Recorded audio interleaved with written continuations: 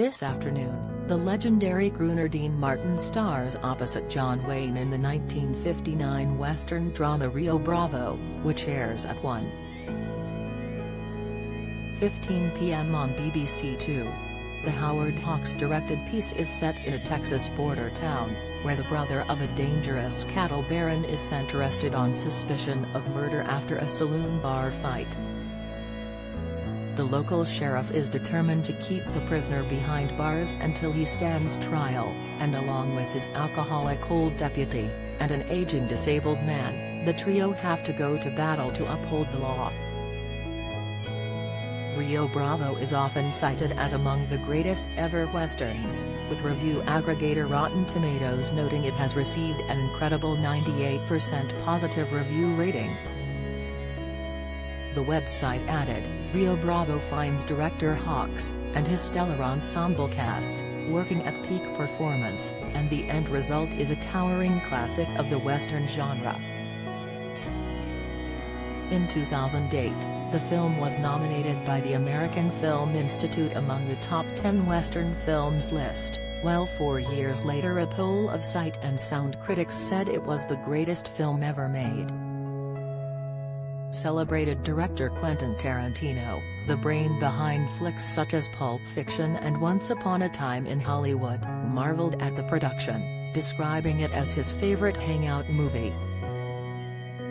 He even claimed that if someone he goes on a date with turns out not to like the film, a relationship never materializes.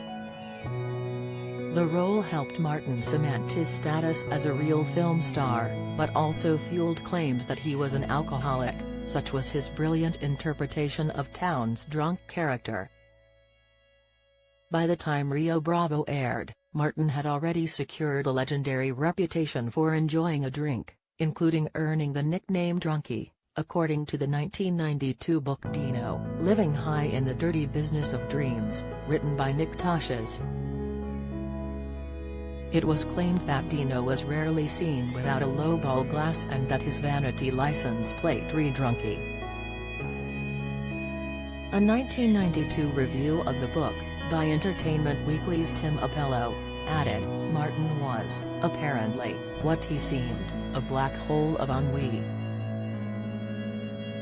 In later years, he turned his mostly hooked-up alcoholic shtick into a reality, when he was stopped for describing a sine wave down the highway in his souped-up car. It didn't help that his vanity plate read Drunkie. But from the outset, Tosches convincingly argues, Martin was a bottomless emptiness offset by Lewis' appalling excess. Alas, he once interceded to save his partner's life when Lewis made fun of Murder Incorporated. Lord High Executioner Albert Anastasia by braying, "That's what happens when cousins get married."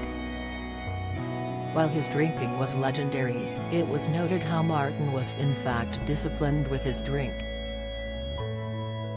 Claims emerged from the set that when it came to nights out with crew, co-stars or friends like Rat Pack colleague Frank Sinatra, Martin would be among the first to go home, as he wanted to be with his wife and children.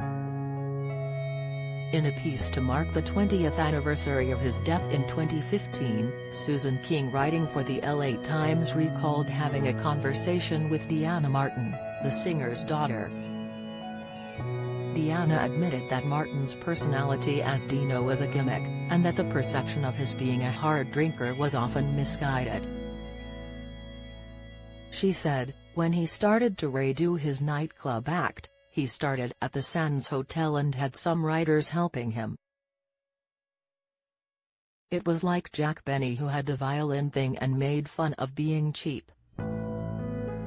Dad was so handsome, so debonair. They just thought, well, put a drink in his hand and a cigarette. Every man wanted to be him, and every woman wanted to be with him. But on nights like the one Deanna so vividly described, Martin was often only drinking apple juice, not alcohol, when he performed. She added, he would be home for dinner every night. He would come home, and he and Mom would have their one cocktail at the bar. He was kind. He was so different from what everybody thought he was. There was no one who could do Dean Martin better than Dean Martin.